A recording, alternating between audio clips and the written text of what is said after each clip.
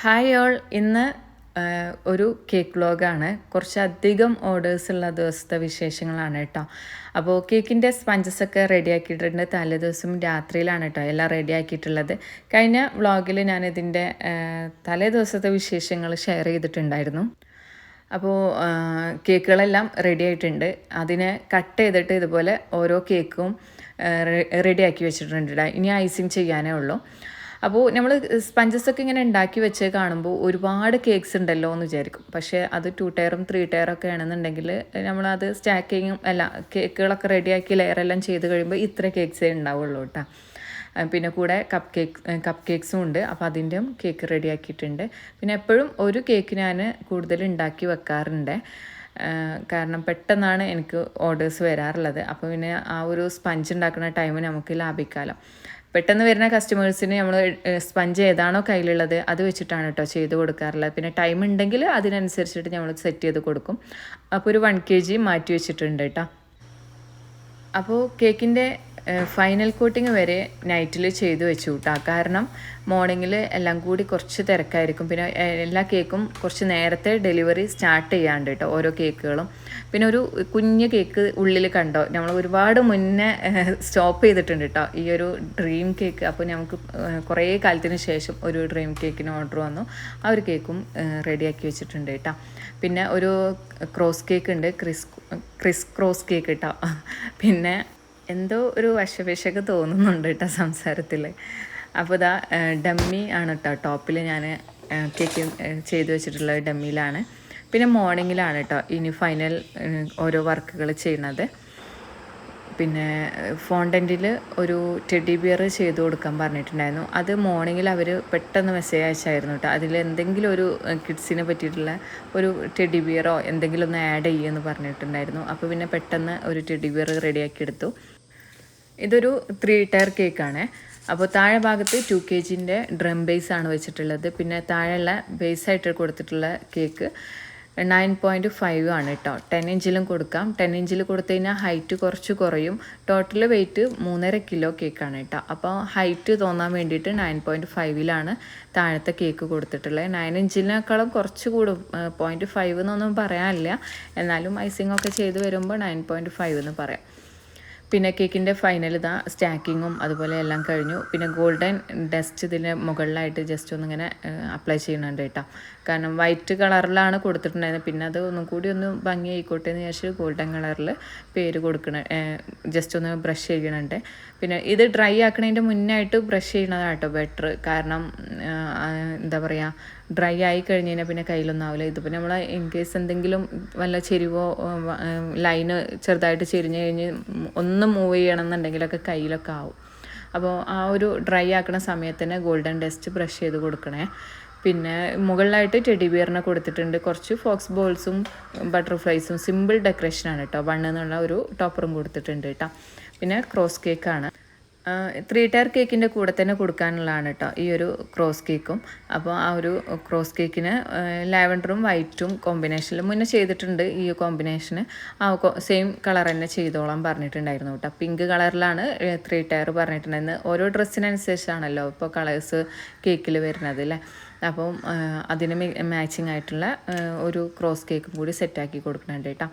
Total wait വന്നിട്ടുള്ളത് 2 kg ആണ്. 7 ഇഞ്ചിലാണ് ഓരോ കേക്കുകളും ചെയ്തിട്ടുള്ളത്. ടോട്ടൽ 2 kg ബാറ്റർ ഉണ്ടാക്കുക. എന്നിട്ട് 3 പാത്രങ്ങളിലായിട്ട് ഒഴിച്ചു കൊടുത്താൽ മതി, 2 ലെയർ വെച്ചിട്ട് കേട്ടോ. അപ്പോൾ ഇതിൻ്റെയൊക്കെ ഡീറ്റെയിൽ ആയിട്ടുള്ള വീഡിയോസ് നമ്മൾ കുറേ ചെയ്തിട്ടുണ്ട് കേട്ടോ. ഷോർട്സിലും ചെയ്തിട്ടുണ്ട്. അങ്ങനെ ഇപ്പോൾ 3 കേക്കും നമ്മളിവിടെ സ്റ്റാക്ക് ചെയ്തിട്ടുണ്ട് കേട്ടോ. അപ്പോൾ ഡാർക്ക് ടു ലൈറ്റാണ്, അതായത് ഡാർക്ക് ലാവൻഡർ താഴെ വന്നു, പിന്നെ ലൈറ്റ് ഷെയ്ഡ്, പിന്നെ വൈറ്റ് കളറിൽ കേട്ടോ. പിന്നെ നല്ലൊരു കോമ്പിനേഷനാണ് കേട്ടോ ഈ ഒരു ലാവൻഡർ ഷെയ്ഡ് വരിക. കാരണം ഏത് കേക്ക് ഇപ്പം ബ്രൈഡ് ടു ബി അതുപോലെ ഇതുപോലത്തെ ബർത്ത്ഡേ കേക്ക്സ് എല്ലാം വരുമ്പം നല്ലൊരു ഷെയ്ഡായിട്ട് എനിക്ക് തോന്നാറുണ്ട് ഈ ലാവൻഡർ ഷെയ്ഡ് കേട്ടോ. ലൈറ്റും അതുപോലെ വൈറ്റും കൂടി കോമ്പിനേഷൻ വരുമ്പോഴൊക്കെ നല്ല ഭംഗിയായിരിക്കും. അപ്പോൾ ഇതാണ് കേട്ടോ കേക്കിൻ്റെ ആ ഒരു ഫൈനൽ ലുക്ക്. കുറച്ച് ഫ്ലവേഴ്സ് വെച്ചിട്ടുണ്ട്. അതുപോലെ തന്നെ നെയിം ലെറ്റർ കട്ട് ചെയ്തിട്ട് വെച്ച് കൊടുത്തിട്ടുണ്ട്.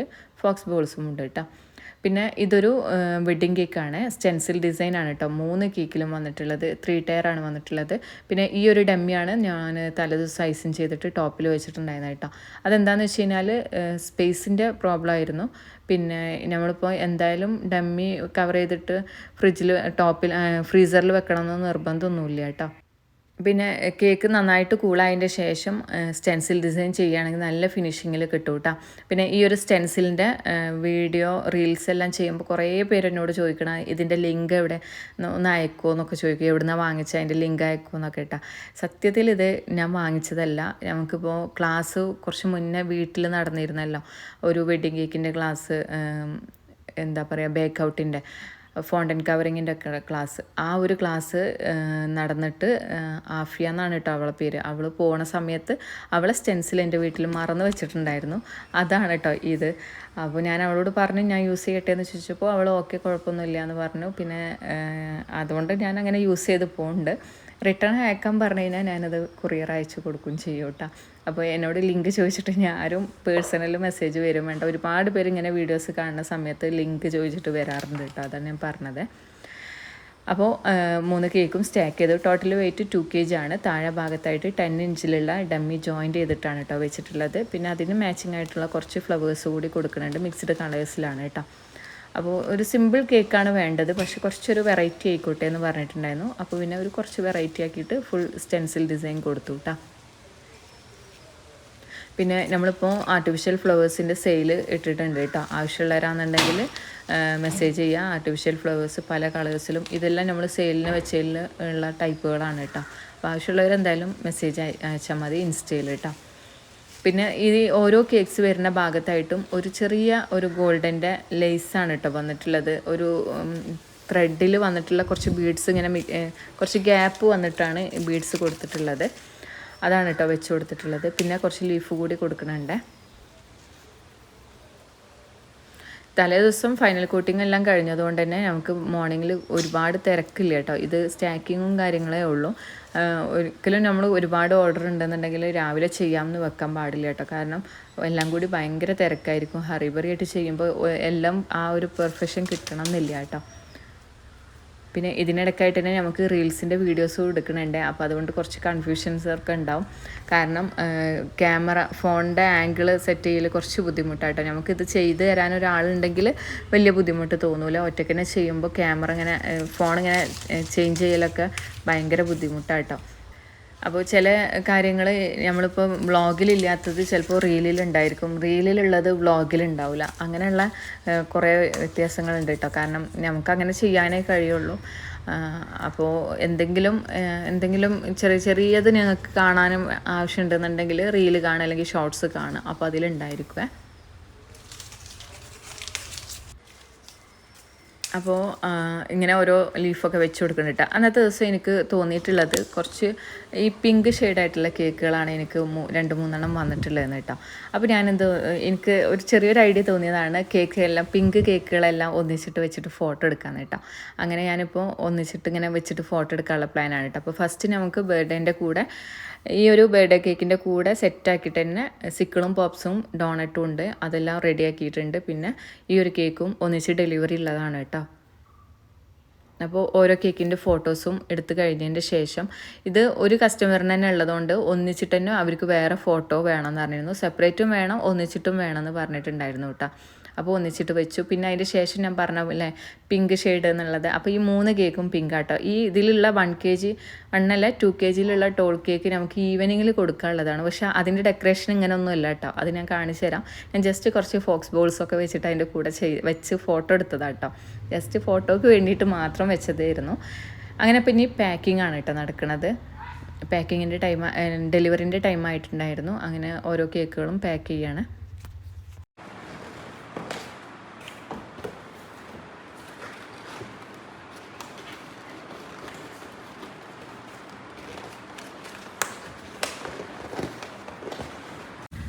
അന്ന് കുറച്ച് ലേറ്റായിട്ടാണ് കേട്ടോ ഹസ്ബൻഡ് പോണത്. കാരണം ഈ കേക്കൊക്കെ വണ്ടിയിൽ തന്നെ ഓട്ടോയിൽ നമുക്ക് ഡെലിവറി ചെയ്യാൻ കഴിയില്ല.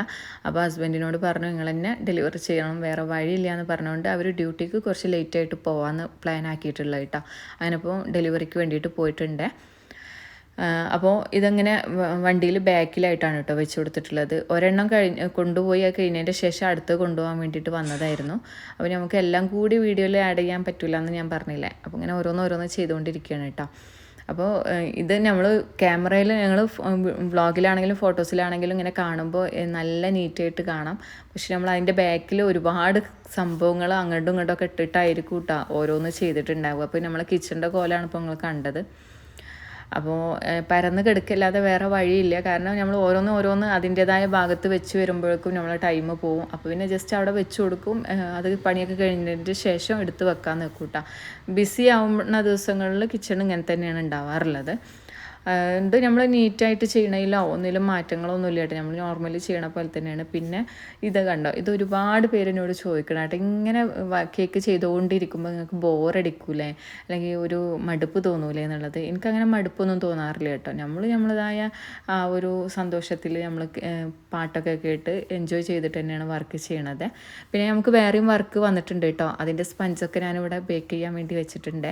ചില സൺഡേ നമുക്ക് നല്ല തിരക്കായിരിക്കും, ചില സൺഡേയിൽ കേട്ടോ. ഇതൊരു സൺഡേ ആണ്. പിന്നെ ഇതാണ് കേട്ടോ ഗോഡൗണിൻ്റെ അവസ്ഥ. എല്ലാം അലമ്പായിട്ട് കിടക്കുകയാണ്.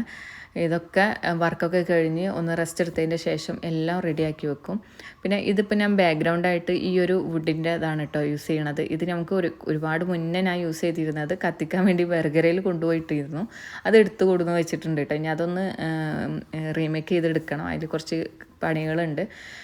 ബ്ലാക്ക് കളറൊക്കെ വെച്ചിട്ടുള്ള ബാക്ക്ഗ്രൗണ്ട് വരുന്നത് ആ ഒരു വുഡിൻ്റെ സ്റ്റാൻഡ് വെച്ചിട്ടാണ് കേട്ടോ.